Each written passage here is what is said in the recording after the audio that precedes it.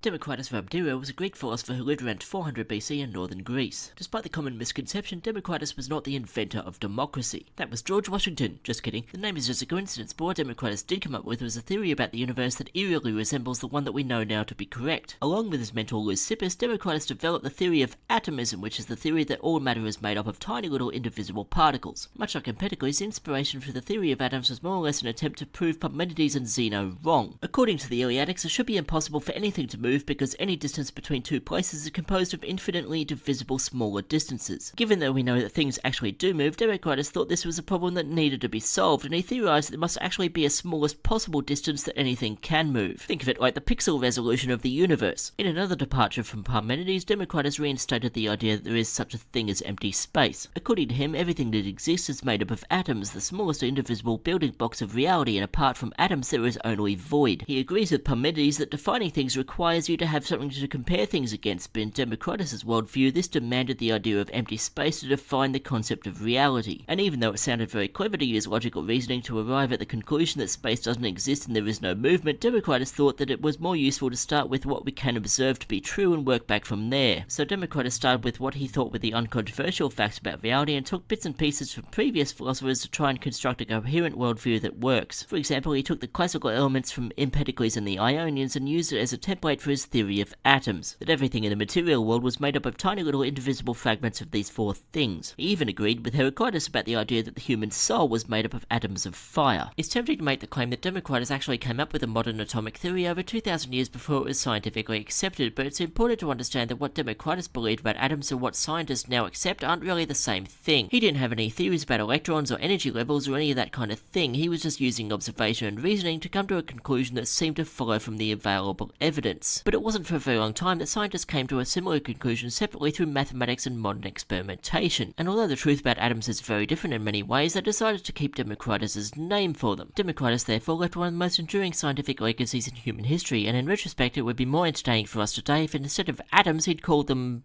fumblewhackers or bollywogs. In fact, what Democritus represents is the end of a tradition in ancient Greek philosophy, as he was the last of the great classical materialists. From Greek philosophy's mythological origins through to now, the core of it had always been trying to figure out what all this stuff is made of and how we can define it. With Democritus, materialist philosophy didn't really have anywhere left to go, so philosophy kind of clapped him on the back and said, "Good work, Democritus," and then stopped thinking about this kind of stuff for the next 2,000 years. After this, the entire landscape of philosophy was about to change dramatically with the arrival of somebody named Socrates, but that's for another episode. 3-Minute Philosophy is now on Substack, where there are many more videos that don't appear on YouTube. Also, that's where you'll find transcripts of every video, plus you'll receive an email every time I upload a new episode. Paying subscribers for just a few bucks per month receive access to every episode, plus bonus material, plus I will read your name at the end of every episode so you can hear what it sounds like in my funny voice. Anyone who hasn't made a Substack account with a username, I'm just going to read out the first part of your email address because I don't know who you are. Thank you very much for your support.